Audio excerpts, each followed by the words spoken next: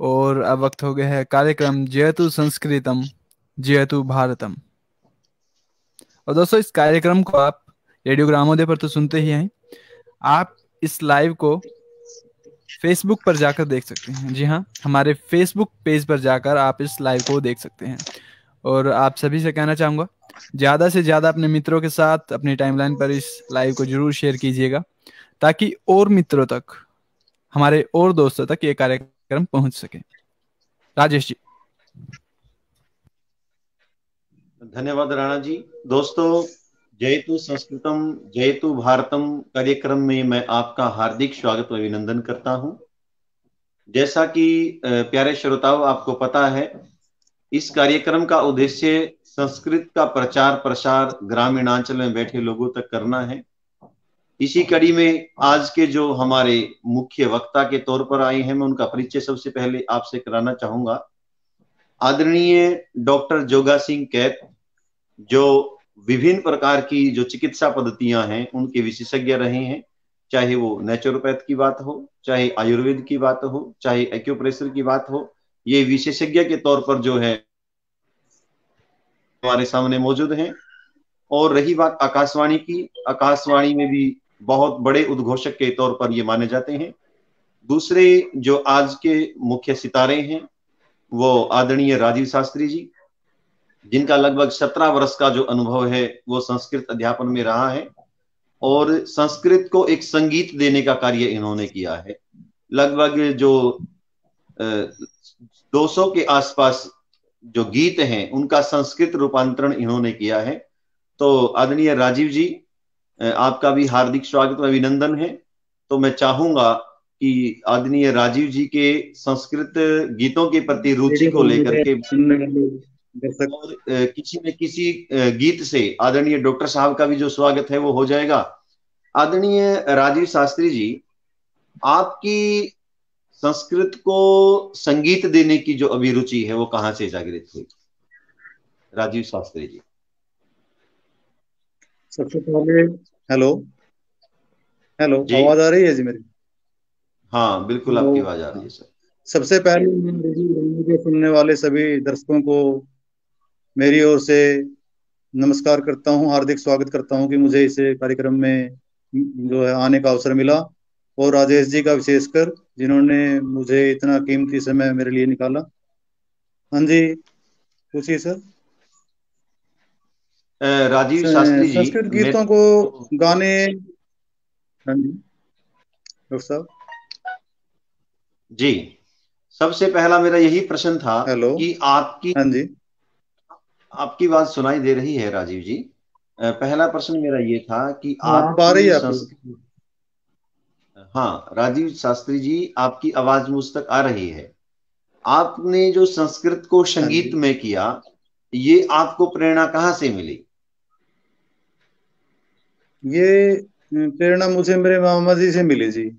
वो संस्कृत के भी विद्वान थे, और जो है हरियाणवी जो रागनियां होती हैं उनके लेखक थे श्री विनोद शास्त्री जी। उनसे मेरे को प्रेरणा मिली है। उन्होंने काफी गीतिकाएं भी, संस्कृत की जो गीतिकाएं थी वो भी उनके समय की जो है लिखी हुई थी। प्राचीन गीत है हिंदी चलचित्र का, वो फिर की वाली तो कब कल फिर आना, तो उसके ऊपर जो है देशभक्ति की गीतिका थी। भारत देशो विभूषित वेशो, ऐसी करके गीतिका थी वो। वहां से मुझे प्रेरणा थोड़ी थोड़ी मिली, और उसके ऊपर फिर धीरे धीरे मैंने चलचित्र जो गीत हैं उन पे लेखन कार्य प्रारंभ किया। और आज जो है 55 जो गीत हैं मेरे स्वयं के हैं, गीतिकाएं जो मैंने हिंदी चलचित्र के जो गीत हैं उनकी जो ट्यून है, लय है, उसके ऊपर तैयार किए हैं। और अन्य जो हिंदी चलचित्र गीत हैं उनका संस्कृत में रूपांतरण भी किया है। कुछ गीत यूट्यूब पे भी हैं, और कुछ गीत संग्रह के रूप में, पुस्तक के रूप में भी मैंने तैयार किया जी। आदरणीय राजीव जी, आपके मैंने एक गीत को देखा कि लगभग 30,000 व्यक्तियों के द्वारा उसको देखा गया।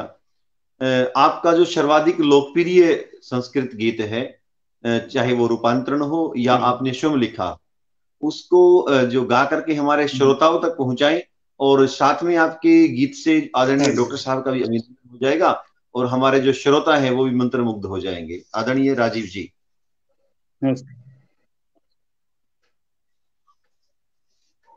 हाँ, मैं इस पे जो मेरा स्वयं रचित गीत है, जो प्रथम ही जो है लिखा है, देशभक्ति गीत है, तो उसको जो है आपके सामने गुनगुनाना चाहूंगा।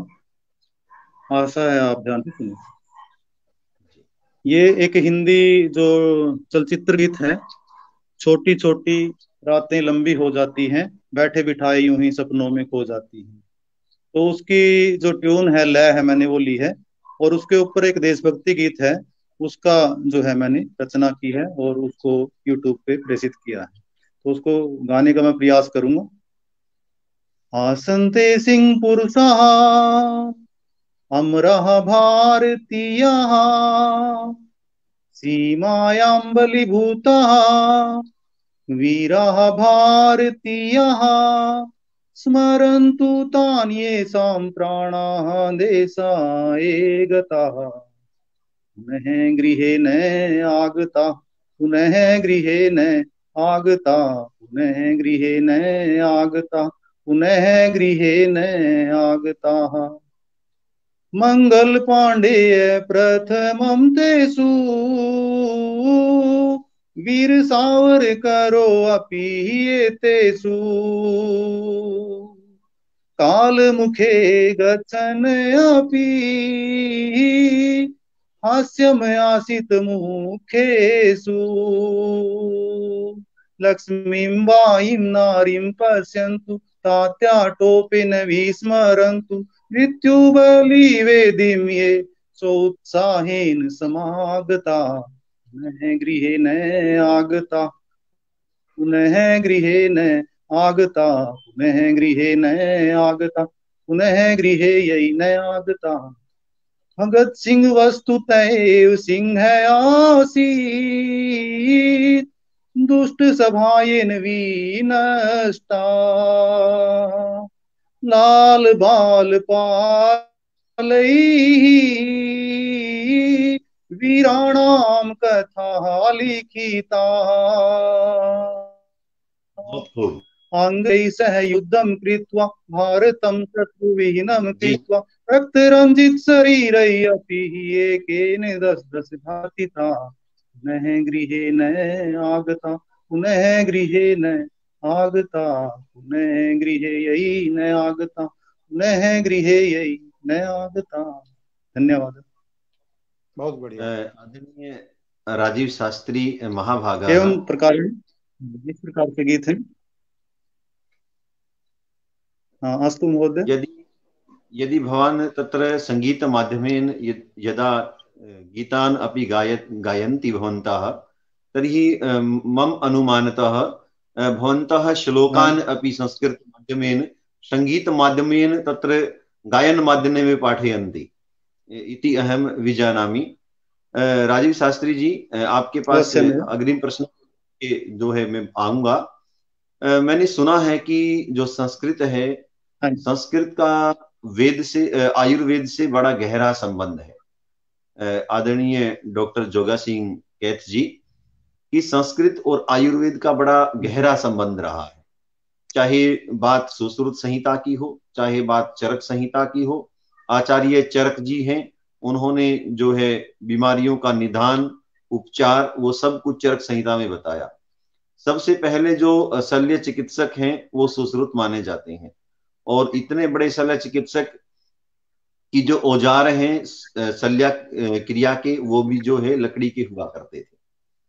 और दूसरा, आप नाड़ी के भी विशेष ज्ञाता हैं, तो नाड़ी विज्ञान भी भारतवर्ष का, मैं श्रोताओं को बताना चाहता हूं कि आज जो इंग्लिश मशीनें आपकी मार्केट में हैं, जिसको आप साइंस की कसौटी कहते हैं, वो इंग्लिश मशीनें आपकी फेल हो जाती हैं, वो बीमारियों को नहीं पकड़ पाती। वो कई बार तो देखा गया है कि आपके एक्सरे, आपके अल्ट्रासाउंड, वो कई बार फेल हो जाते हैं।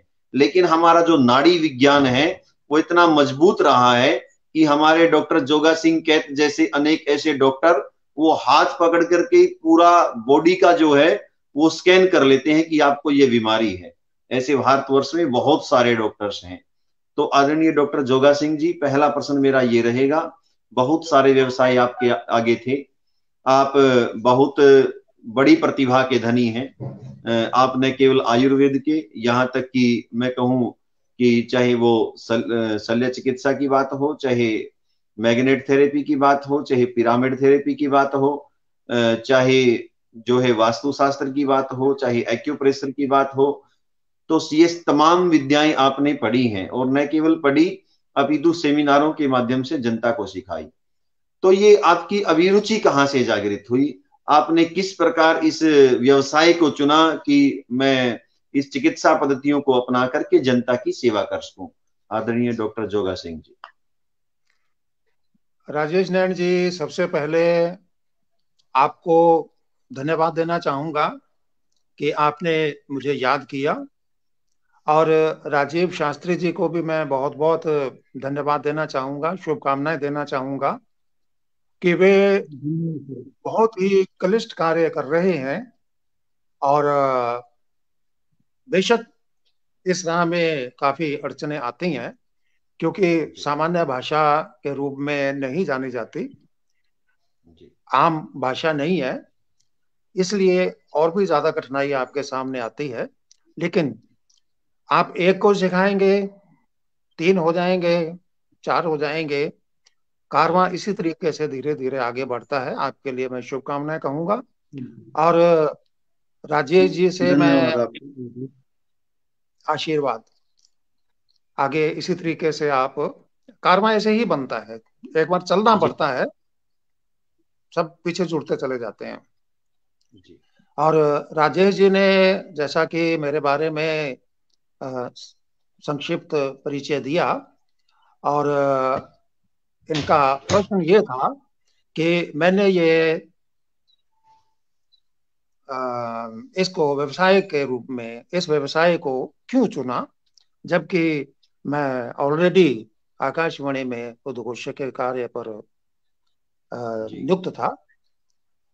तो राजेश जी से मेरा निवेदन ये है आपके पहले प्रश्न के उत्तर में, कि मैंने इसको व्यवसाय के रूप में नहीं चुना।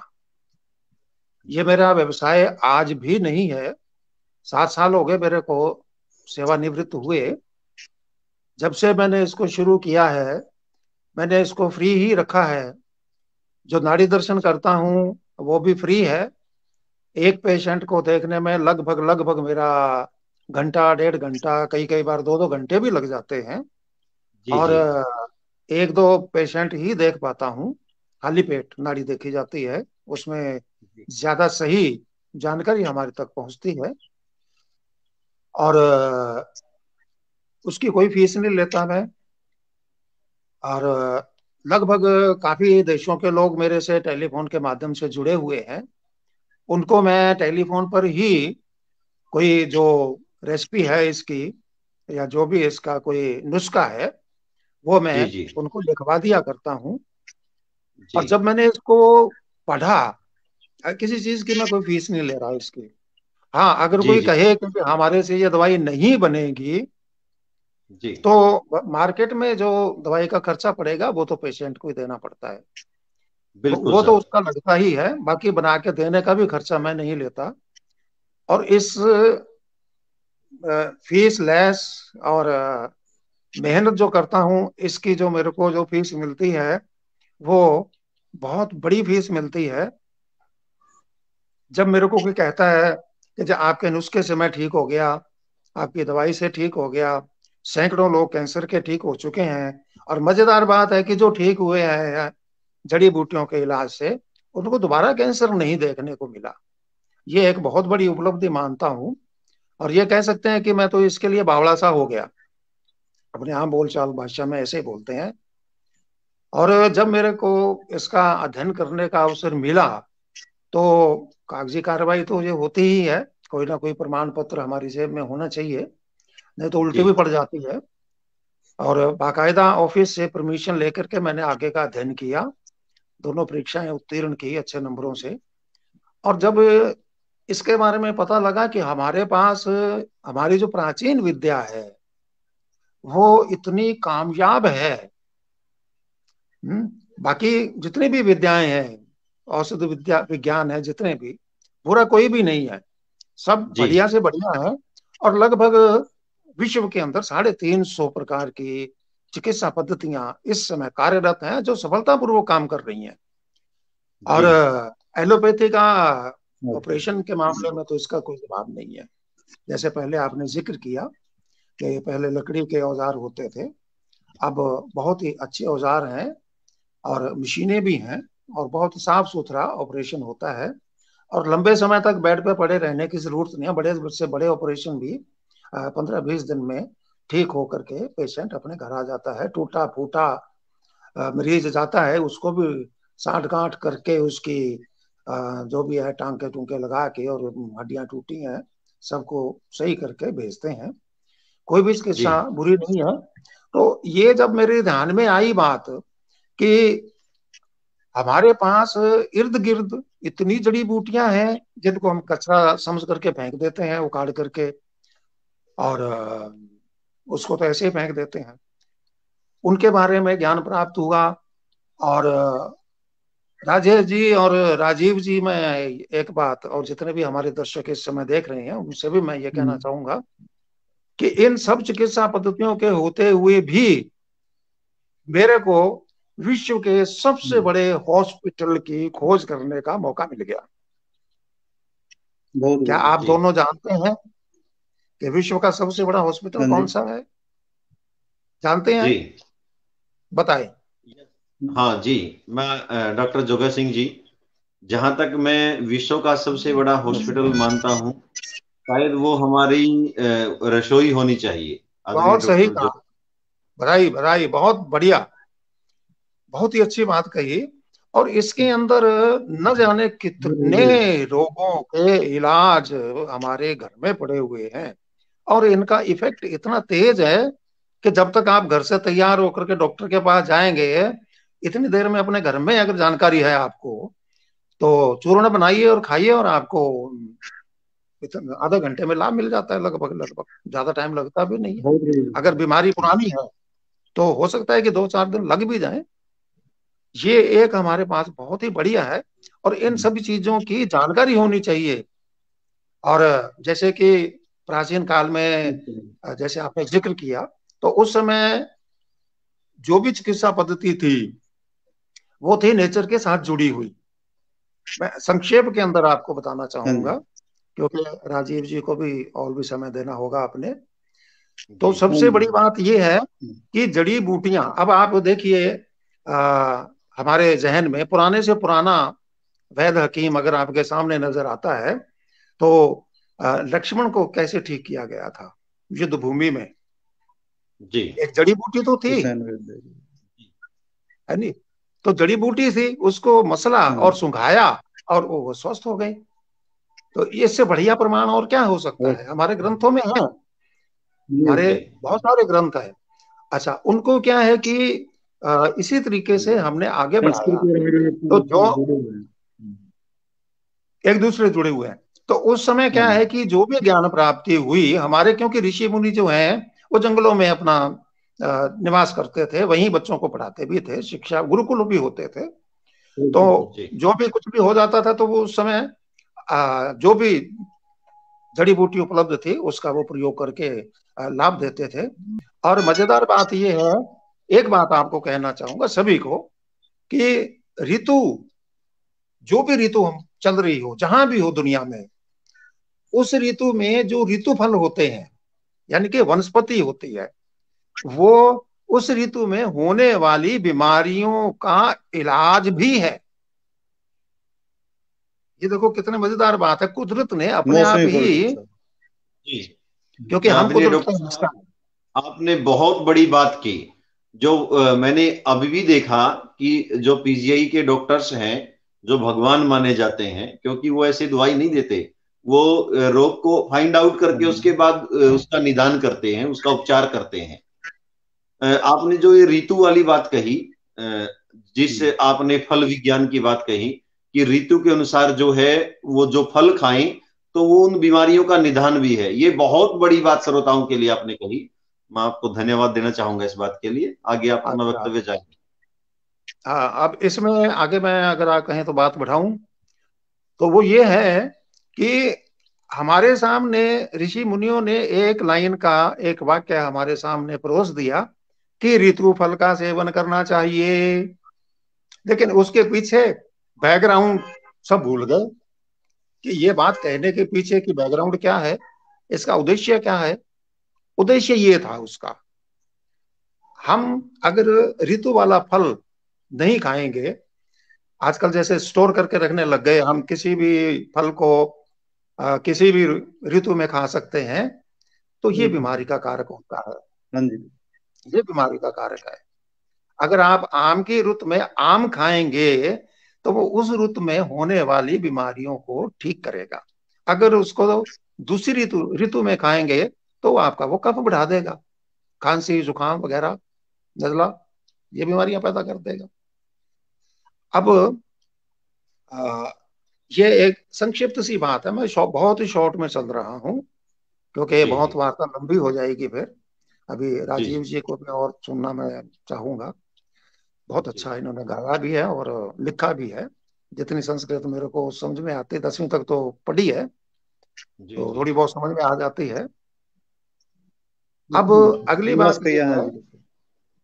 जी हाँ जी हाँ, थैंक यू। अगली बात ये है कि अगर हम जी अप्राकृतिक चीजों का खाना बंद कर दें जी तो हम लगभग 95% बीमारियों से मुक्त तो वैसे ही हो जाएंगे। जी 5% बीमारियां ही होंगी जो भी कोई इधर उधर से उड़ाड़ के लग जाएंगी, कुछ छोटी मोटी गलती से लग जाएंगी। जी जी जी अब आपको मैं राजेश जी और राजीव जी क्या कहूं कि 27 साल का बूढ़ा मेरे पास हाँ इलाज जी। करवाने आया। कितने साल का? अच्छा जी। 27 साल। 27। 87 जी 27 87 सर। 27 27 साल का बूढ़ा। 27 साल में हाँ, बूढ़े होते हैं। हाँ हाँ जी, 27 ईयर ओल्ड जी। बूढ़ा आदमी मेरे साथ इलाज करवाने आया। आप सोच रहे हो कि मैं मजाक कर रहा हूँ, हकीकत है। जी जी लेकिन समझ इस गया। हाँ जी। 27 साल के आदमी को बूढ़ा कहने 27 का में उद्देश्य क्या बूढ़े। है कि जो बुढ़ापे में 60-70 साल की उम्र में 50 साल के बाद में जो रोग पैदा होते हैं शरीर को लगते हैं, वो 27 हाँ साल की जी। उम्र में ही उसके हो चुके थे। वो सारे रोग उसके हो चुके थे। उनको लगती है। हाँ जी। वजह यह थी वो घर का तो खाता ही नहीं था, बाहर का खाना उसने, तला फला हाई हाँ फ्राइड ये जी। जंक वो, फूड जो सब चल रहा है। जो कुछ भी मिलता है वो खाना उसने। हाँ जी। हाँ जी। तो 2 महीने तक तो मैंने उसका उधर से व्रत करवाया। मैंने कहा उसके बाद ही आपका इलाज शुरू होगा। उसका शुगर जा रही थी 600, 20-20 यूनिट इंजेक्शन लेता था। अब बताइए उस बच्चे की इस उम्र के अंदर ये हाँ जी। हालत है तो मेरी उम्र में आते आते उसकी क्या हालत हो जाती। इसलिए अपना जीवन जिए। तो ये है। अब मैं आपको नाड़ी विज्ञान तो है ही क्योंकि इसके बारे में आप काफी जानते हैं। वात जी पित्त और कफ का बैलेंस देखा जाता है, उसी से ही जी हमें पता लगता है कि कौन सी बीमारी है और कितनी पुरानी है। उसका निदान किया जाता है। बीमारी की दवाई नहीं देते, हम देते हैं उसको बैलेंस करने की। अगर कोई हमारा अंदर का ऑर्गन बॉडी के वो अगर कुछ गड़बड़ हो गया है तो उसको ठीक करने की दवाई देते हैं। जब वो ठीक हो गया तो वो अपने शरीर को अपने आप ठीक कर देगा, क्योंकि हम जी सब अंदर से इंटरलिंक्ड हैं। जी तो वात पित्त और कफ, अब कहीं भी हमारे शरीर में दर्द है, सिर से पैर तक कहीं भी दर्द है, तो इसका मतलब है कि वात का प्रकोप बढ़ गया। वात बढ़ाने वाली वस्तुओं का सेवन हमने ज्यादा कर लिया।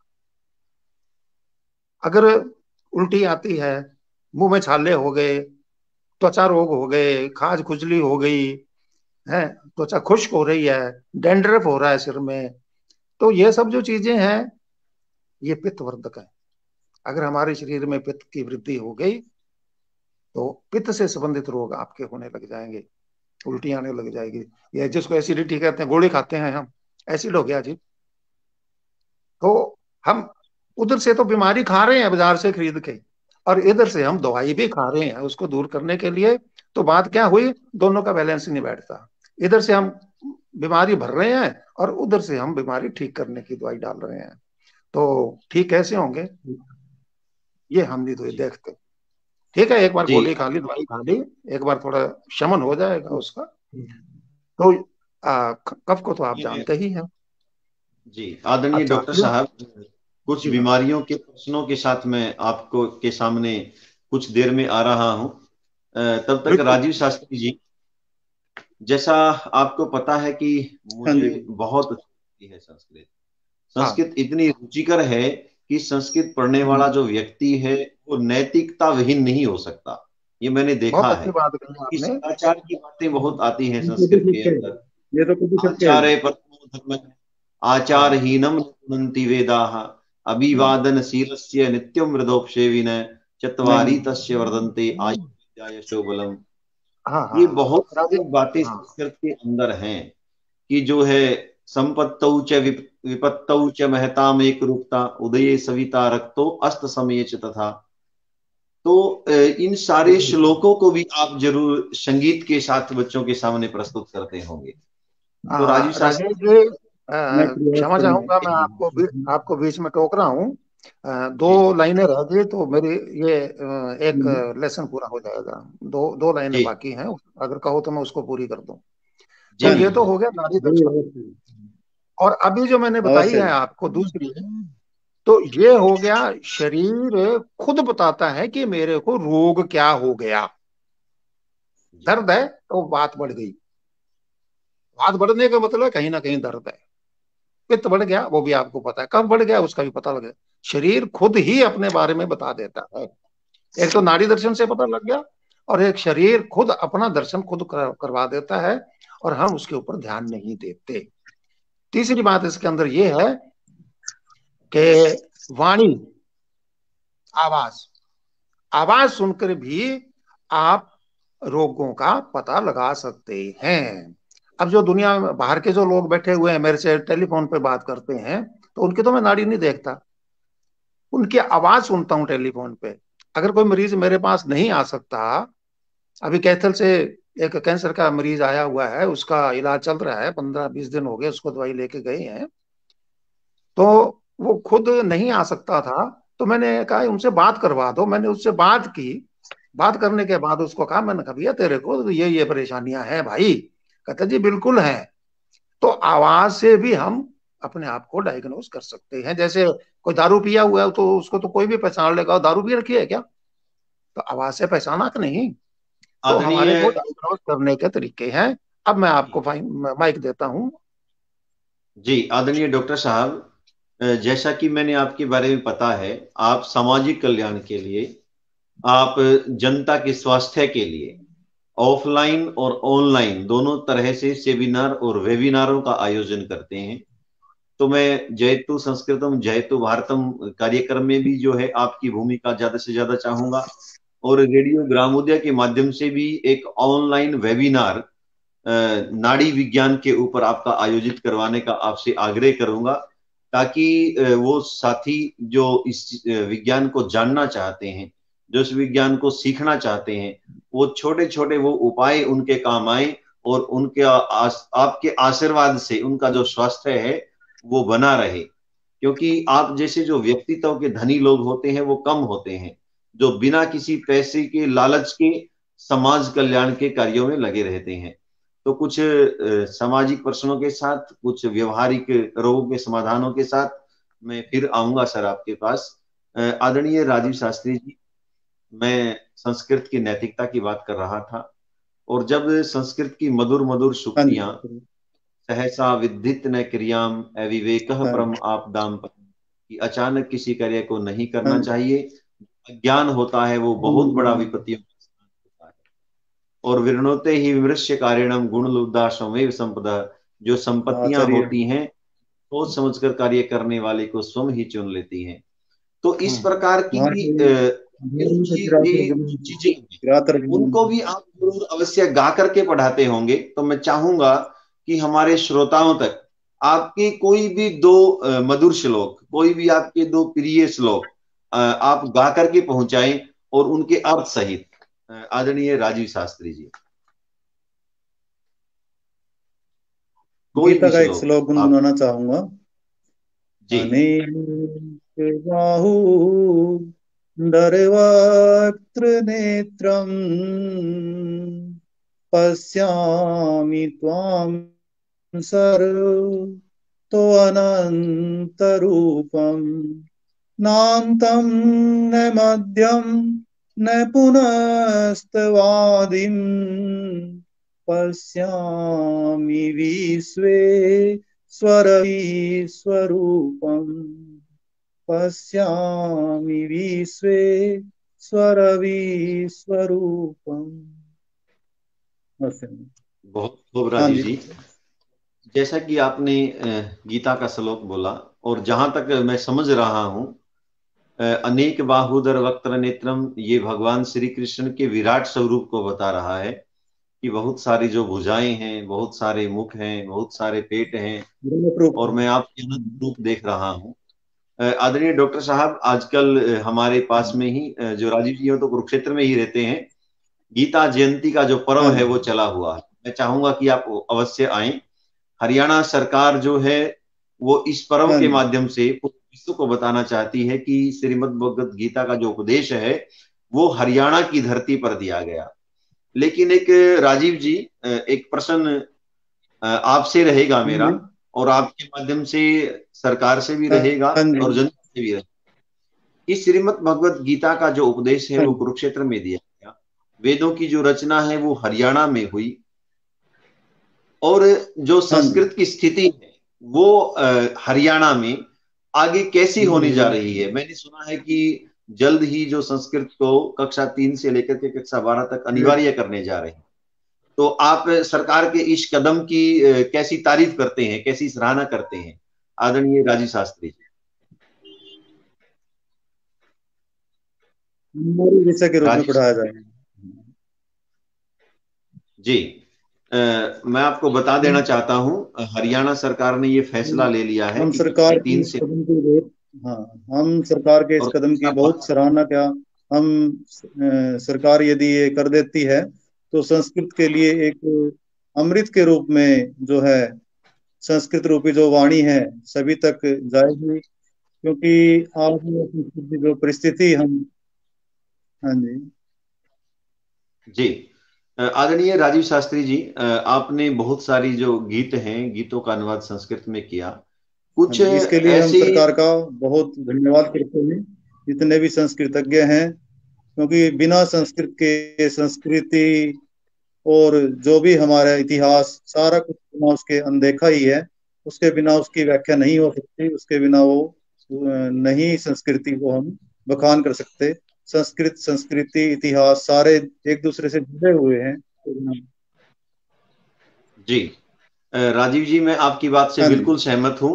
यदि अखंड भारत की संकल्पना को हमने जो हाँ साकार जी। करना है, तो वो एकमात्र जो भाषा है वो संस्कृत है, जो पूरे भारत आवाज को जोड़ कट के आ रही सकती है है। सर। हाँ जी। जी, यदि हम दक्षिण भारत की बात करें तो वहां पर यदि हम हेलो। किसी विशेष भाषा को लागू करें तो विवाद हो सकता है, लेकिन संस्कृत आवाज एक नहीं ऐसी आ रही भाषा सर। है पर कोई विवाद नहीं हो सकता। आदरणीय डॉक्टर साहब, पुनः मैं आपके पास लौटता हूं, शायद हेलो। राजीव जी के साथ तकनीकी जो समस्या है वो हो गई है। सामान्य तौर पर यह देखा जाता है कि एक गृहस्थी व्यक्ति को जो गैस की प्रॉब्लम है वो सामान्य तौर पर बन जाती है। तो इसके क्या क्या कारण हो सकते हैं और इसके क्या क्या उपचार हो सकते हैं, आदरणीय डॉक्टर जोगा सिंह जी? मैं राजीव जी की बात से बहुत ही सहमत हूँ। उन्होंने एक वाक्य बोला कि संस्कृत और संस्कार, तो संस्कारों से ही संस्कृति हमारी बनी है और जी। उसी से ही आगे संस्कृत बनी है। जी। तो बहुत अच्छी बात कही, मैं साधुवाद देता हूं उनको। और अब आपके प्रश्न के ऊपर आता हूं मैं। हमारे को आजकल मुख्य रूप से दो परेशानियां सभी को आ रही हैं, एक जी एसिडिटी की है और एक गैस की है। जी तो सबसे पहले तो गैस होती क्यों है इसके बारे में हमें मालूम होना चाहिए।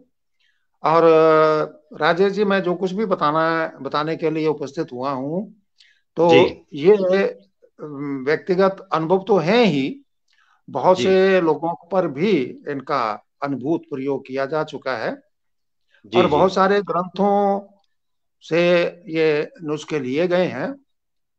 और मैं ये चाहता हूं कि कम से कम खर्च में जल्दी से जल्दी और सस्ता, सरल, सुलभ उपचार हमारे को मिल जाए और बिना किसी हानि किए हुए, जी साइड इफेक्ट के हो जाए तो कहना ही क्या।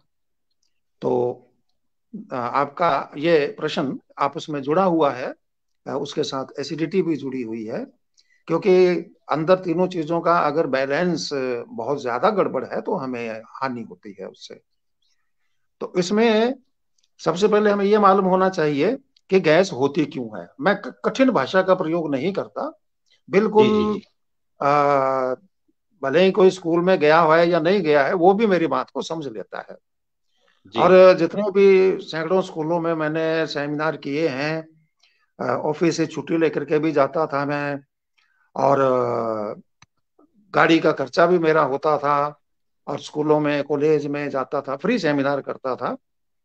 तो इसमें सबसे बढ़िया बात यह थी कि इन चीजों को जो मैंने जाना सबके पास होना चाहिए, और मैं वहां सिर्फ बता करके भाग नहीं जाता था, वहां बकायदा नोट करवा करके आया करता था मैं पूरे स्कूल को। अपने कह देते हैं ना कि सारे पढ़ने पाता, टीचर हैं, जी बड़ी टीचर हैं, जेंट्स टीचर हैं, बच्चे हैं, बच्चियां हैं, सब अपने कॉपी के अंदर नोट करते थे, ताकि मेरे आने के बाद वो नुस्खे उनके पास आगे पीढ़ी दर पीढ़ी चलते रहें। और बहुत सारे स्कूल के जो व्यवस्थापक थे वो उनकी कॉपी करवा करके बच्चों में बांट भी देते थे। कई लोग जो है वो डायरी में भी नोट कर लेते थे, नंबर भी मेरा रहता था। कभी भी फोन आ जाता है, रात को भी आ जाते हैं। तो बड़े सिंपल नुस्खे हैं, उसको आप तुरंत कर सकते हैं और लगभग जी लगभग हमारे आसपास उपलब्ध होते हैं। तो गैस होती क्यों है, जब तक हम होने का कारण नहीं जानेंगे और सिर्फ दवाइयां खाते जाएंगे और उधर से हम गैस पैदा करने वाली चीजें खाते जाएंगे, तो फिर जी मामला बैलेंस में नहीं आता, वो वहीं टिका रहेगा। बिल्कुल सहमत हूँ सर। खाना खाते ही तुरंत बाद हम भरपेट पानी पी लेते हैं, ये सबसे बड़ी गड़बड़ है। जी ये गैस उत्पत्ति का महा कारण है। कम से आदरणीय कम डॉक्टर साहब, भोजनांते जलम विषम, ये कहा भी गया कि भोजन के अंत में जो जल पीना है वो जहर के समान है। जी, बिल्कुल अपना सही, वक्तव्य। जी बिल्कुल सही आपने कहा है, और ये चीज सबके पास जानी चाहिए। तो जिस भाषा में अगला समझे उसी में ही समझा दो। जो जी बिल्कुल संस्कृत में सही। समझने वाला है उसको संस्कृत में, कोई बागड़ी में, कोई हरियाणवी में, कोई पंजाबी में, कोई जी उर्दू जी में। तो हमें अपनी बात उनकी पहुंच में करनी है, जी न कि जी जी विद्वता पूर्वक। मैं बिल्कुल ही सरल सिंपल भाषा में जी ही उनसे बात करता हूँ। जी बिल्कुल तो बिल्कुल। घंटे डेढ़ घंटे बाद आप पानी पी लो, भरपेट पी लो, कोई दिक्कत नहीं है। जी क्योंकि मैं विस्तार में जाऊंगा तो एक विषय के ऊपर ही हमारे घंटों बीत जाएंगे, इसलिए जी मैं जी जी शॉर्ट में चल रहा हूँ। तो इसका जी उपचार जी आपने पूछा है। जी गैस का उपचार है 100 ग्राम अजवाइन। जी चाहें तो लिख सकते हैं, और अगर बाद में देखना चाहें तो इसको जो वीडियो आप जहां भी डालेंगे, मेरे को पता जी नहीं जी अभी कहाँ कहाँ उपलब्ध होगा, तो जी उसको जी जी आप नोट कर सकते हैं, दोबारा सुन सकते हैं। 100 ग्राम जी अजवाइन में 20 ग्राम काला नमक, ये दोनों पीस के पाउडर बना के रख लो। जी अब इसका सेवन कैसे करना है, खाना कैसे है?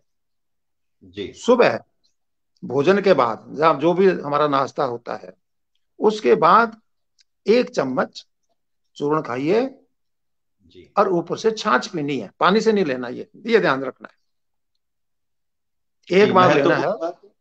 ये जो आपका मिश्रण है ये पानी से ना लेने की बजाय जो है लस्सी से लेना है, छाछ से लस्सी लेना से है। लेना है, अगर लस्सी उपलब्ध नहीं है तो दही होती है घर में, थोड़ा सा पानी मिला के बना लो। जी जी जी अगर आपने लंदन जाना है तो वहां रेलगाड़ी में थोड़े जा सकते हैं, हवाई जहाज जाना से करेंगे ना अपने। जी जी तो जी ये उसका वाहक है। पानी से लेंगे तो ये किसी और बीमारी में काम करेगा, गर्म पानी से लेंगे किसी और बीमारी में काम करेगा, है जी कि नहीं? तो जी बिल्कुल। ये इसका कारण है इसका। अच्छा, ये तो हो गया। ये सुबह नाश्ते के बाद एक टाइम लेना है और 15 दिन लेना है, 15 दिन के अंदर आपको लाभ मिल जाएगा।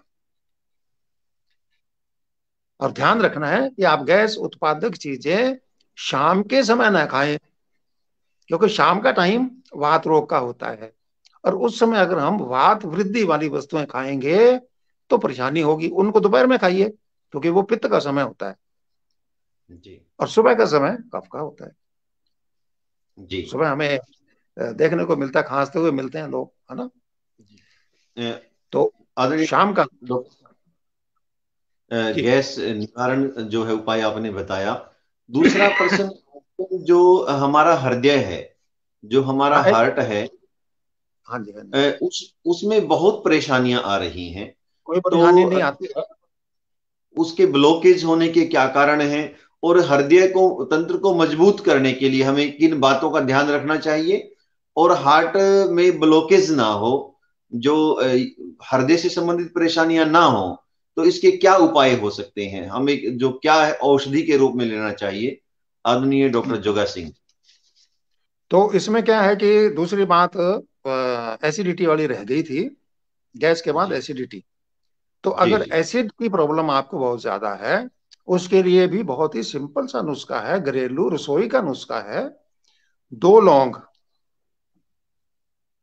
2 हरी इलायची, इनको कूट लीजिए मोटा मोटा, जैसे अपने कूट के चाय में डालते हैं ऐसे कूट लो। जी जी 1 कप पानी में उबालिए, 1 कप जी पानी में उबालिए। जब उबलते उबलते पानी आधा रह जाए तो छान के इसको रख दीजिए और ये ठंडा हो जाए। ये काढ़ा बन गया, लौंग इलायची का काढ़ा। जब ये ठंडा हो जाए तब इसको आराम से बैठ के सिप कर करके पीना है। एक मुश्त पी लेंगे तो कोई असर नहीं करेगा ये। जी जैसे अपने चाय पीते हैं ना, आनंद से छोटी छोटी सिप जी करके पीना है। और इसका समय है दोपहर का। ये भी जी कोर्स 15 दिन का है। 15 दिन में आपको एसिडिटी से लाभ होगा, बशर्ते आप एसिड पैदा करने वाली चीजों को भी थोड़ा नजरअंदाज करें, आगे पीछे कर लें। ठीक है। जी अच्छा, अब आपका तीसरा प्रश्न आ गया हार्ट का। जी तो हार्ट के बारे में बहुत हम इसको बिगाड़ के बैठ जाते हैं। जी और इसको सुधारना भी कोई बहुत ज्यादा मुश्किल नहीं है। और जी कई बार क्या है कि ऑपरेशन तक की नौबत भी आ जाती है। अब हमारे सामने समस्या ये है कि अ, इन चीजों के ऊपर विश्वास करने वाले लोग नहीं हैं।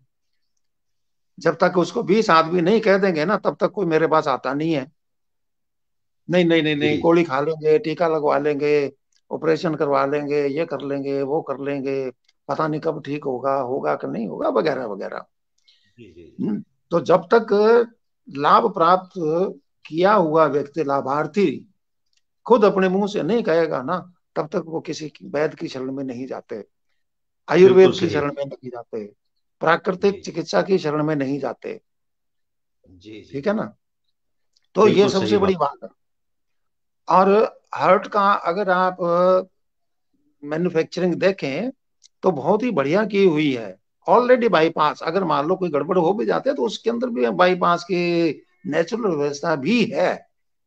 जी अब मशीनों से आदरणीय भी। डॉक्टर साहब, मैं 1 मिनट के लिए आपको रोकना चाहूंगा।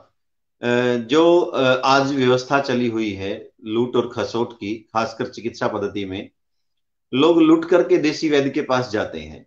एक व्यंग्यात्मक श्लोक भी जो है डॉक्टर्स के विषय में कहा गया है संस्कृत में, वो ये उन ईमानदार डॉक्टरों की छवि के विषय में नहीं है जो अनर्गल दवाइयां खिलाते हैं, उनके ऊपर है कि वैद्यराज नमस्तुभ्यम, यमराज सहोदर, यमस्तु हरति पराणान, त्वम तू प्राणान धनानी च। कि हे डॉक्टर, आपको नमस्कार है, आप यमराज के छोटे भाई हैं। यमराज तो सिर्फ प्राणों को हरता है, आप तो प्राणों को भी हरते हैं और धन को भी हरते हैं। तो इस प्रकार का एक जो है हास्यात्मक जो श्लोक है वो संस्कृत के अंदर आया है। आदरणीय डॉक्टर जोगा सिंह जी, आप हृदय पर अपनी बातों को जारी रखें। हाँ, तो मैं ये निवेदन कर रहा था, राजीव जी उपस्थित हो गए हैं। जी जी जी। तो कुछ हाँ बातें जी, हाँ जी, इंटरनेट की याद प्रॉब्लम हो रह गई गई थी। होंगी, आप जी नहीं सुन पाए होंगे तो दोबारा सुन सकते हैं जब भी रिपीट करेंगे। जी। तो इसके लिए क्या है कि हम्म, कई प्रकार की परेशानियां हमारे हार्ट को फेस करनी पड़ती हैं। जी मैं किसी भी पैथी को भला बुरा नहीं कहता, जी कोई पैथी बुरी नहीं है। उस पैथी का प्रयोग करने वाले कैसे हैं ये उसके ऊपर डिपेंड करता है। जी, बिल्कुल सही बात डॉक्टर साहब। राजीव जी, मैं एक छोटा सा एग्जांपल देना चाहूंगा, जी। माचिस का। माचिस हम्म, आपके घर में, हर घर में मिलेगी, हर घर हाँ में जी, बिल्कुल। मिलेगी। अब उसका प्रयोग बिल्कुल। करना है। दो प्रयोग हैं उसके मुख्य। आप उस माचिस के प्रयोग से घर चला भी सकते हैं और घर जला भी सकते हैं। हाँ जी, ये आपके ऊपर जला निर्भर भी करता सकते है। उस घर को बिल्कुल। चला भी सकते हैं और जला भी बिल्कुल। सकते हैं। ये आपके प्रयोग करने के ऊपर, आपकी नीति के ऊपर निर्भर करता है। और कोई भी जी पैथी बुरी नहीं है। और जहां तक हार्ट की बात कही है, तो बिल्कुल एक बिल्कुल। सिंपल सा मेरा प्रयोग करवाया हुआ, कई रोगियों के ऊपर प्रयोग किया हुआ है, अनुभूत योग है और बिल्कुल सिंपल सा है। कोई लंबा चौड़ा भी नहीं है, कोई महंगा भी नहीं है। जी और हार्ट के ब्लॉकेज सारे निकल जाते हैं। देखो जी। मजेदार बात, नाम मात्र का खर्चा है, 2-3 रुपए का खर्चा है सारा, एक डोज का। बता दूं, बिल्कुल, हमारे दर्शकों को ये बहुत उपयोगी रहेगा और बड़े बिल्कुल। ध्यान से जो है वो श्रोता सुन रहे होंगे। पान का एक पत्ता लीजिए, जी पान का पत्ता, तो अपने पान खाते हैं जो भी, पनवाड़ी से मिल जाता है। तो जी पान का पत्ता एक लीजिए, उस पे 2 फांक आंवले की रख दीजिए, हरा आंवले के 2 फांक निकाल हाँ के। जी। और उतनी क उसमें लहसुन की तुरियां, 2 छोटी छोटी, वो भी डाल दीजिए। जी लहसुन, हाँ जी। और जी। उतना ही अदरक, उतना ही अदरक उसमें। ये तीनों चीजें हाँ बराबर जी। बराबर की देख लो। एक मान लो लहसुन की एक फांक है, एक कली जिसको बोलते हैं, उतनी ही हाँ जी। आंवले की। और तीसरी क्या बताई थी? आंवला, लहसुन, ये दो चीजें आपने अभी तक बताई और अदरक, साथ में लहसुन, अदरक। अदरक। अदरक। तीन अदरक। चीज हो गई, अदरक जी। और एक हो गया पत्ता। हाँ जी। जी तो 4 चीजें हो गई। तो ये सुबह पत्ते में लपेट पान करके, और सुबह खाली पेट आराम से चबा चबा करके, जैसे पान खाते हाँ हैं जी। ऐसे खा लो। जी अब यहाँ समस्या कईयों की ये सामने आई कि भी दांत नहीं है, चबाएंगे कैसे? तो घोट के पी लो भाई, चबाना है जी इसको। हाँ जी। अंदर जाना चाहिए उसका रस। हम्म। और ये भी कोई बहुत लंबा चौड़ा कोर्स नहीं है।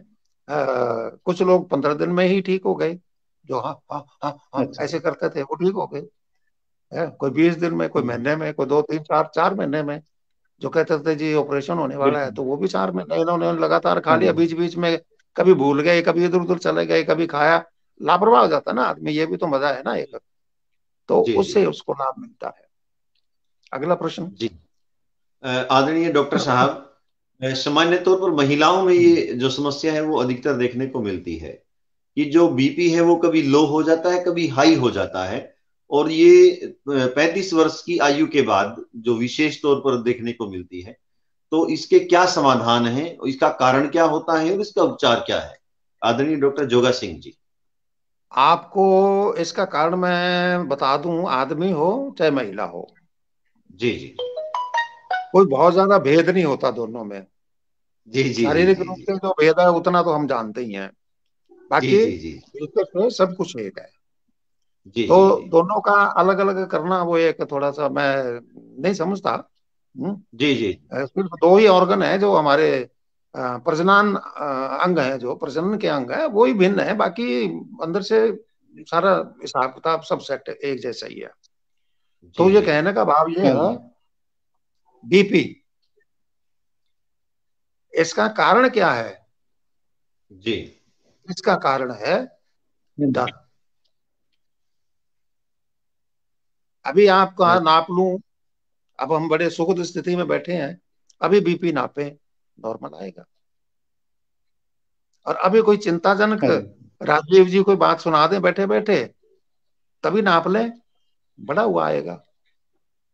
जी। ये इसका कारण है, जिसको अपने एक शब्द में कह देते हैं, अरे टेंशन है तन्ने तो। आपको तो टेंशन है, तो जो टेंशन है ये एकदम से बूस्ट कर देती है बैठे बैठे। जी। जी। और टेंशन गई, ये अपने आप बीपी नीचे आ जाता है, शुगर भी नीचे आ जाती है। जी। टेंशन है, जितनी टेंशन बढ़ाएंगे शुगर और बीपी दोनों ऊपर बूस्ट करते रहेंगे। जी। अब बात आती है कि बीपी अगर घटता बढ़ता है या बढ़ता है तो उसका इलाज क्या है। जी। उसका इलाज भी बड़ा सिंपल सा है, लंबा चौड़ा है, उसका भी इलाज नहीं है, वो भी रसोई में ही उपलब्ध हो जाता है। जी। 1 चम्मच प्याज का रस, जी। 1 चम्मच शहद, हाँ जी। जी, दोनों को मिलाइए, आप चाट लीजिए, हाँ जी, काम हो जाएगा। ये डेली हाँ जी, 1 डोज लेना है। अच्छा, अब आपका अगला प्रश्न ये हो सकता है कि हाँ अगर जी, कोई शुगर पेशेंट है तो वो शायद कैसे खाए।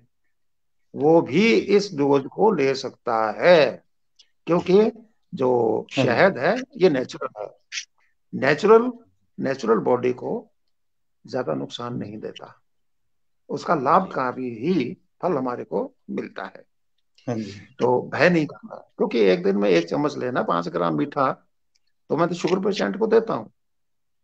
खाने के बाद वो गुड़ खाओ, हाँ जी, एक डली गुड़ की खा, कोडी के बराबर इतना गुड़ चूस, चबा के नहीं खाना, मुंह में डाल ले और चूस, सारा पूरा शरीर ऐसे हो जाएगा जैसे मैंने एक हाँ जी, भेली भर गुड़ खा लिया हो, मीठा खा लिया हो।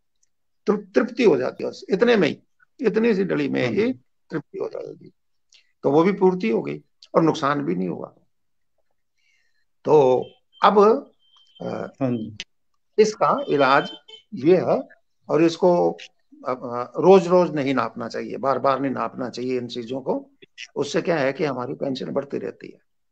अब क्या है कि जी। छोटा सा यंत्र हमारे पास उपलब्ध है, विज्ञान ने उपलब्ध करवाया है, हम उसको जेब जी। में कहीं भी रख सकते हैं, कभी भी जांच कर सकते हैं। जी। तो उससे क्या है कि हमारी चिंता बढ़ जाती है, जी। और देखते हैं तो ठीक है। जी। लेकिन ये देखो कि आपको इस समय चिंता कौन सी है, तब बात बनती है। अगला प्रश्न। आदरणीय डॉक्टर जोगा सिंह हाँ जी, जी, जैसा कार्यक्रम का जो समय है वो भी होने जा रहा है, अंतिम ये प्रश्न रहेगा कि बहुत सारे जो साथी हैं, बहुत सारे जो लोग हैं एक समाज प्रश्न के। मैं पूछना चाहूंगा। अ, जी, राजीव शास्त्री जी, इस प्रश्न के तुरंत बाद अपना प्रश्न पूछ सकते हैं, और हम जो है इस कार्यक्रम का अवसान आपके किसी गीत से करेंगे। आप अपना गीत भी तैयार रखें राजीव शास्त्री जी। डॉक्टर जोगा सिंह जी, भाई राजीव कोई प्रश्न पूछे उससे हाँ जी, हाँ पहले जी, बिल्कुल छोटा सा और संक्षेप में मैं आपको समाधान की ओर जो है आपका रुख चाहूंगा कि यदि पथरी जो है, चाहे वो गुर्दे की हो चाहे वो पित्ते की हो, तो विशेषकर पित्ते की पथरी का हाँ जी, समाधान मैंने नहीं सुना, आप बता दें तो बड़ा उपकार आपके पर होगा। गुर्दे की जो पथरी है वो बहुत सारे लोगों में देखने को मिलती है, तो ये ना हो इसके लिए क्या उपाय करें और इसका समाधान क्या है? ठीक है। आपको राजेश जी और राजीव जी और जो दर्शक हैं इस समय, उनको हैरानी होगी कि हाँ जी, गाल ब्लैडर की पथरियां, जो बड़ी से बड़ी मेरे सामने केस हाँ आया जी, है, 11.5 mm तक की निकाली जा चुकी हैं बिना किसी ऑपरेशन के, सिर्फ नेचुरोपैथी के माध्यम से, जड़ी बूटियों के माध्यम से, या हमारी जो ये प्राकृतिक चिकित्सा है उसके माध्यम से। और मेरा फोन नंबर आपके पास है ही, अगर आप चाहें उसको डिस्प्ले कर सकते हैं, मेरे ब्लॉग के ऊपर भी है, फेसबुक पेज पर भी है, और फेसबुक पर भी है, और अटपटे सवाल से अटपटे जवाब मेरा आता है उसके अंदर भी इसको डिस्प्ले कर किया हुआ है। तो वहां से लेकर के मेरे से टेलीफोन से भी बात कर हाँ सकते जी। हैं। जो भी पीड़ित है वो उसका लाभ उठा सकता है। मैंने उनको कभी भी टाइम, किसी भी टाइम जब जरूरत है। अब कई तो रात को जी 2:30 बजे फोन करते हैं कि डॉक्टर साहब आपको हम परेशान कर रहे हैं रात को। भैया तेरी परेशानी दूर होनी चाहिए, मेरे को तो टप से नींद आ जाएगी, बहुत खूब जी, बहुत बढ़िया जी डॉक्टर साहब। मेरे को कोई चिंता नहीं है। बहुत उपकार है डॉक्टर जी। ये तू तो आराम से सोएगा ना, और तेरे आराम से सोने से मेरे को हाँ भी जी। तेरे से भी ज्यादा आराम की नींद आएगी, अच्छी नींद आएगी। जी हम्म। तो अब आराम जी। हाँ जी। थोड़ी सी आगे जाऊंगा मैं। 2-4 लाइनों में एक बात और कहनी चाहता हूँ। चिकित्सा पद्धतियों का जो एक श्रृंखला है, थोड़ा सा राजीव के लिए भी बहुत ही काम की बात है। नंबर 1, इसका स्टेप बाय स्टेप है। इसका हाँ जी। जो जी चिकित्सा जी जी पद्धतियां हैं हमारी, उनके एक स्टेप है। वो हाँ स्टेप जी। कौन जी से हैं? छोटा सा एग्जांपल 2 लाइनों का, उससे आपको समझ में आ जाएगी। हम्म, सबसे पहले हमारी औषधि पद्धति क्या थी? हाँ जी। नेचुरोपैथी, प्राकृतिक चिकित्सा, जड़ी बूटियां। वो ऋतु के हाँ अनुसार जी। तो मिल जाती थी, संरक्षण नहीं था उसका। उसका संरक्षण हाँ करना जी। शुरू कर दिया भी, कभी बेमौके जरूरत पड़ जाए तो हमें जड़ी बूटी उपलब्ध हो जाए। तो वहां पंसारी का जन्म हुआ। हाँ पंसार, जी। जिसको पंसार बोलते हैं, तो हाँ वो जी। उनको सुखा करके सजो करके रखने लग गया। हाँ जी। हम्म। तो ये पंसार हो गया। उसके बाद नेक्स्ट हम्म, स्टेप आया चिकित्सा पद्धति का, आयुर्वेद। कि जो जी हमारे ऋषि मुनियों ने हाँ योग जी। लिख के गए थे कि फलां बीमारी के अंदर फलां फलां जड़ी बूटी इतनी इतनी डालेंगे तो इस रोग के ऊपर काम करेगी। जी तो वो हो गया आयुर्वेद। हाँ जी। चूर्ण जी बना के रख लिए। अच्छा, अब चूर्ण भी क्या है कि हाँ उनकी जी। भी अवधि है, को 2-4 महीने बाद खराब हो जाते हैं, सील आ जाती है उसमें। जी अच्छा, उसको फिर क्या है कि हाँ जी। आयुर्वेद ने उसी योग के अनुसार, हाँ जी। अलग अलग रोगों के अनुसार गोलियां भी बनाई, काढ़े भी बनाए, जी जिसको आसव वगैरह हम कहते हैं, तो उनका निर्माण किया। अच्छा, ये हो गया आयुर्वेद। अच्छा, अगर उन्हीं जड़ी बूटियों का प्रयोग हाँ जी। करके चटनी के रूप में डिब्बे में बंद करके मार्केट में सप्लाई कर दिया, वो हो गया क्या? यूनानी पद्धति हो गई। हाँ जी। वो यूनानी पद्धति हो गई। हाँ जी। अच्छा, उन्हीं को अगर हमने गोलियां गोलियां बनाई, पहले जो हमारा था ये एलोपैथी जो थी, वो हाँ जी। प्रकृति के ऊपर निर्भर ज्यादा थी। हेलो। जैसे जैसे प्राकृतिक चीजों के अंदर भी, इनके अंदर हाँ कौन जी। कौन से वो इंग्रेडिएंट क्या क्या है इसके अंदर है, विटामिन सी कितने हैं, डी कितने हैं, ये है वो, और वो बहुत लंबी चौड़ी लिस्ट है। तो हाँ जी। उन चीजों को खोज लिया, जैसे पानी को खोज लिया इन्होंने, जी पानी किससे बनता है, वो उसका फार्मूला मिल गया इनको। तो वो दो चीजें इन्होंने, दो गैस मिलाई तो लैब के अंदर पानी मिला, बना लिया। पानी तो बन गया, प्यास भी बुझाएगा, नहा भी सकते हैं, सिंचाई सब कुछ कर सकते हैं उससे, नहा धो सकते हैं, कुछ भी कर ले, कुछ भी बना ले। लेकिन एक प्राकृतिक जो जल है वो तो प्राकृतिक ही है ना, हाँ जी। जी वो तो प्राकृतिक है। क्योंकि पता नहीं कहाँ से पहाड़ों से चल के हाँ जी। हजारों करोड़ों जड़ी बूटियों से रगड़ खाता हुआ हमारे नहर के माध्यम से हमारे घर तक पहुंचता है। तो उसके अंदर जी कितने बिल्कुल औषधियां होंगी, वो बिल्कुल। लैब में बने हुए पानी में नहीं मिलेंगी आपको। जी तो यहां आकर के थोड़ी सी एलोपैथी बिल्कुल। पिछड़ती है, नजर आती है थोड़ी सी। लेकिन काम कर जाती है, एक बार तो आदमी को खड़ा कर देगी, तैयार कर देगी जल हम्म, फटाफट। ये कम नहीं है, ये बहुत ही बढ़िया है। और इस तरीके ये एक बिल्कुल। श्रृंखलाबद्ध तरीके से चलती है। और जी ये छोटी सी जानकारी आज के लिए ये देनी बहुत जरूरी समझता था मैं, ताकि आपको जी पूरी बिल्कुल आनंद आए इस कार्यक्रम का। अब आपका प्रश्न। जी हाँ जी। हाँ, छोटा सा प्रश्न था डॉक्टर आज साहब। जी जी जैसे हम, हाँ जी, जैसे हम ज्यादातर घरों में जो है 99% चीनी का उपयोग करते हैं हर रोज खाने में, मीठे के लिए। तो इस स्थान पर किसी ने बताया, विद्वान ने, कि इसकी जगह आप जैसे खांड वगैरह इसका प्रयोग कर सकते हैं। तो खांड का जो उपयोग है वह कहाँ तक इसके लिए उपयुक्त है? क्या ठीक है इसके स्थान पर? जैसे गुड़ है तो गुड़ से तो चाय बनाने में समस्या आती है आम घरों में। क्योंकि वो फट जाती है जी ज्यादातर। ऐसा गुड़ नहीं आता जिससे चाय बन सके, या हम जो डेली हर रोज में प्रयोग करते हैं। तो उसके स्थान पर हम क्या क्या प्रयोग कर सकते हैं? देसी खांड बताया किसी ने, तो अब हम प्रयोग करने लग गए हैं 1 साल से, और काफी फर्क है उससे। जो शुगर वगैरह की प्रॉब्लम थी किसी को भी, हमारे रिश्तेदारों में आपस में, हम जो है देसी खांड का प्रयोग करने लग गए हैं उसके स्थान। तो ये ठीक है, या इसके स्थान पर क्या क्या और हो सकता है जिससे हम शुगर की जो बीमारी है इससे बचे रहें? हाँ जी। आपको मैं, राजीव जी, बढ़िया जानकारी देने जा रहा हूँ एक लाइन में, कि जो हाँ जी। शुगर की बीमारी है ना, वो चीनी खाने से थोड़ा ही होती है। जिसको हो गई है उसकी बढ़ती है। हाँ जी। इसके पीछे कारण क्या है? कारण ये बढ़ है जाती है। कि चीनी को हाँ हमारा शरीर पचाता नहीं है, क्योंकि उसके अंदर कई प्रकार के हाँ जी। ये होते इंग्रेडिएंट ऐसे होते हैं, केमिकल, वो हमारे शरीर केमिकल को वगैरह, नहीं पचते हैं। हाँ जी। मिलावटी। हाँ जी। नहीं, केमिकल होते हैं, केमिकल होते हैं। खासकर हाँ सल्फर, सल्फर जो है ना वो बहुत ज्यादा होता है उसके अंदर। तो सल्फर को हाँ जी। शरीर नहीं पचाता, क्योंकि ये एक तरह से, जिसको केमिकल्स। गंधक बोलते हैं हिंदी में, अपनी संस्कृत की भाषा में। हम्म, जी जी। हाँ जी। गूढ़ संस्कृत, संस्कृत में कुछ और भी कह सकते हैं इसको शायद। तो उसका जो है ना ये हाँ प्रयोग, जी। अच्छा, अब कुछ चीनी इस तरीके की भी आने लग गई है पैकेट में, कि जो हिंदी। गंधक फ्री है, यानी कि सल्फर फ्री है, वो भी आने लग गई है। हाँ जी। लेकिन उसमें भी है तो सही, शुगर फ्री केमिकल आती है। तो हाँ है जी। ही। हाँ जी। तो सबसे बढ़िया तो ये है कि आप देसी हाँ जी। खांड बूरे का हाँ जी। इस्तेमाल भी कर सकते हैं। गुड़ का, गुड़ ऐसे है, ऐसा नहीं है कि गुड़ हाँ जी। मिलता नहीं है, चाय वाला गुड़ मिलता है। जी तो हाँ जी। जैसे सीजन होता है तो मैं तो एक पत्त निकलवा लेता हाँ हूँ पास जी। में खड़े होकर के। हाँ, काला जी कलूटा जरूर होता है, वो हमें सुहाता नहीं है, वो एक अलग बात जी। है।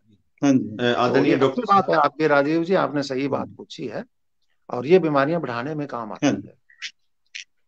जी। जी। हाँ जी। आदरणीय धन्यवाद डॉक्टर डॉक्टर साहब। साहब, आज के कार्यक्रम को भव्य बनाने के लिए आपका बहुत हाँ बहुत जी। शुक्रिया। और मैं चाहूंगा कि जयतु हाँ, संस्कृतम छोटा सा जयतु प्रश्न और भारतम है डॉक्टर साहब, कि आपका आगे जो भी। ये चिकित्सा संस्थान कहाँ पर है? हाँ, उसका मैं एड्रेस सभी दर्शकों के सामने पूछता हूँ।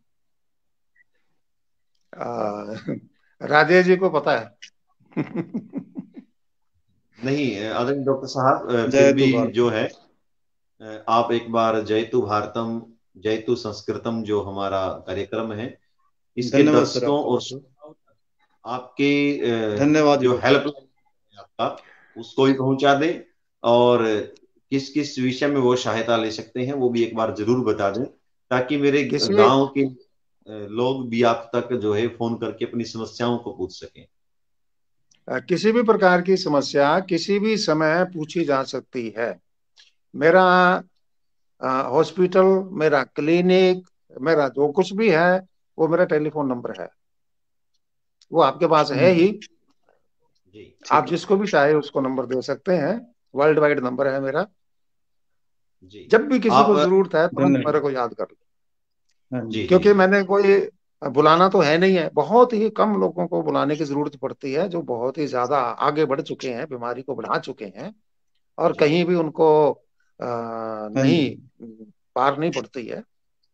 और राजेश जी, अब कार्यक्रम हाँ का जी। समापन आप करना चाहते हैं तो मैं अपनी तरफ से वाक्य बोलना चाहूंगा, कि मेरे को बहुत खुशी हुई कि जिस भूमि पर गीता का अवतरण हुआ, उस भूमि से आपने आज मेरे को लाइव हाँ जोड़ा जी। है। मैं आपका, आपकी संस्था का बहुत बहुत आभार व्यक्त करता हूं, और राजीव जी को सुनने का आपने अवसर उपलब्ध करवाया, इसके लिए मैं राजीव जी को बहुत बहुत बहुत बहुत धन्यवाद। शुभकामनाएं देना चाहूंगा, हाँ, और मैं सुनना चाहूंगा राजीव जी धन्यवाद को। आदरणीय धन्यवाद डॉक्टर जी, आपका बहुत बहुत। जोगा सिंह जी, आपका बहुत बहुत हाँ जी, शुक्रिया मैं कि प्रयास करूंगा। आपने इस कार्यक्रम को बनाया। और आदरणीय राजीव जी, मैं आपसे चाहूंगा कि 3 4 पंक्तियों के किसी गीत से इस कार्यक्रम का समापन हाँ जी। किया जाए। आदरणीय राजीव शास्त्री जी। हाँ जी। हाँ जी। भ्रष्टाचार के ऊपर जो आजकल सबसे हाँ, ज्यादा फैला बिल्कुल हुआ बिल्कुल। है, उसके बारे में छोटी जी सी जी। गीतिका है। भ्रष्टाचार ही व्याप्त है अधुना सर्वेषु, एक रूपम एरूपमेव च अंतरम हि अथनेषु हि व्याप्तः अधुना सर्वेषु भ्रष्टाचारे संलिप्ताः इमे जीवकाः रूप्यकय्य सत्यं सत्यं कथयन्ति जीवकाः जीवितं मृतं लिखन्ति मृतं जन्मं कुर्वन्ति जीवितं मृतं लिखन्ति मृतं जन्मं कुर्वन्ति हस्तगीतायां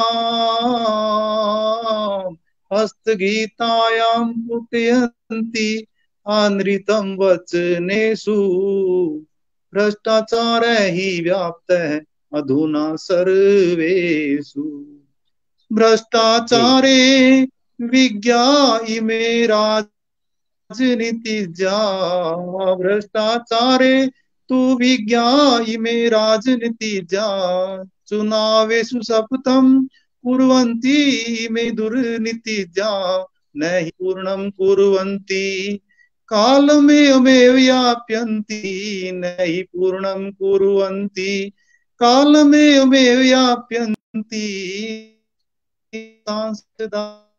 भ्रष्ट कथा स्वेताहिनेषु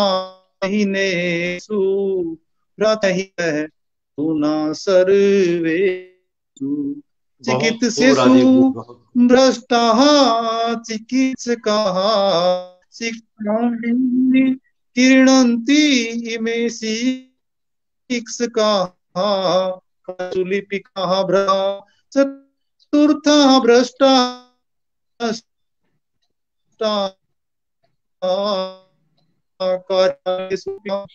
नष्टा विश्वम न केवलम देशेषु भ्रष्टाचार ही व्याप्त है अधुना सर्वेषु भ्रष्टाचार ही व्याप्त है अधुना सर्वेषु। धन्यवाद।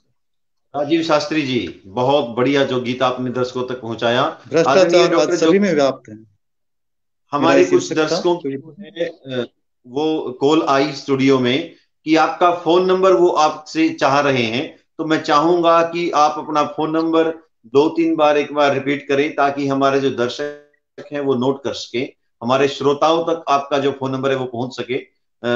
जो स्टूडियो में कॉल आई है और उन्होंने मेरे को कहा है कि डॉक्टर साहब से जो कुछ श्रोता है वो बात करना चाहेंगे बाद में, तो आपका फोन नंबर एक बार। हाँ जी, मैं 2 बार दोहरा देता हूँ, अगर जरूरत होगी तो तीसरी बार भी बता देंगे। 3 बार कम से कम। ओके जी। 0 तो पहले लगा ही लेना जी। 94 14 989 जी 423 जी जी। दोबारा बोलता हूँ, ये वर्ल्ड वाइड नंबर है, यही व्हाट्सएप नंबर भी मेरा यही है। जो भी जरूरत पड़ती है तो किसी की रिपोर्ट मंगवाने की जरूरत पड़ती है, चिकित्सालय से उपलब्ध होती है जो, या उनकी कोई जांच रिपोर्ट होती है, तो इसी नंबर पर मंगवाता हूँ ताकि मैं रिपोर्ट देख करके अगले को सही राय दे सकूं जी। दोबारा बोलता हूँ 94 14 989 423।